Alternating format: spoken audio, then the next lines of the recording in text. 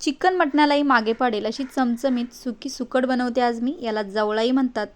तर झटपट ही रेसिपी तयार होते. तर त्यासाठी साहित्य बघूयात. 2 वाटी सुकट घेतलेले. सुकट विकत घेताना पांढऱ्या कलरची सुकट विकत घ्यायची, म्हणजे ती चवीला छान असते. सुकट छान साफ करून घ्यायचे. यामध्ये बारीक बारीक खडे असतात. आता सुरुवातीला 2 ते 3 मिनटं मध्यम आचेवरती सुकट नॉर्मल लालसर कलर येईपर्यंत भाजून घ्यायचे. सुकट अशा प्रकारे जर भाजून घेतली तर सुकटीमधला जो उग्रवास असतो तो कमी होतो.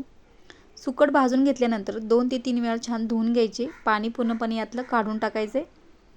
आता फोडणीसाठी घालायचे 2 चमचे तेल. तेल छान गरम झालं की 4-5 लसूण पाकळ्या घालायचे ठेचून. लसूण लालसर झाली की 2 मोठ्या आकाराचे कांदे बारीक कट करून घातलेले आहेत. सुक्या मच्छीमध्ये कांद्याचा वापर जास्त करावा, म्हणजे खायला छान लागते. कांदा छान लालसर होईपर्यंत भाजून घ्यायचे. नंतर यात 2 टोमॅटो घातलेले आहेत. व्यवस्थित मिक्स करून घ्यायचं आहे. नंतर चवीनुसार मीठ घालायचं आहे.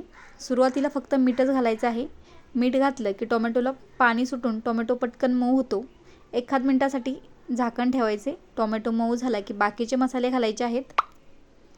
हळदी पावडर, चवीनुसार लाल तिखट, थोडासा गरम मसाला घातलेला आहे. अगदी कमीत कमी मसाल्यांमध्ये ही रेसिपी तयार होते आणि सुकट खायलाही खूप छान लागते. 2 मिनिटं तेलामध्ये मसाले छान भाजून घ्यायचे. मसाल्याला तेल सुटेपर्यंत मसाला भाजून घ्यायचा आहे. नंतर यामध्ये कोकम घालायचं आहे. कोकमऐवजी तुम्ही चिंचही घालू शकता. नंतर धुतलेली सुकट घालायची आहे. व्यवस्थित मिक्स करून घ्यायचे आहे. पाण्याचा वापर करायचा नाही आहे. कांदा टोमॅटोला पाणी सुटतं, यामध्येच ही सुकट शिजते, त्यामुळे एक्स्ट्रा पाणी घालायचं नाही आहे.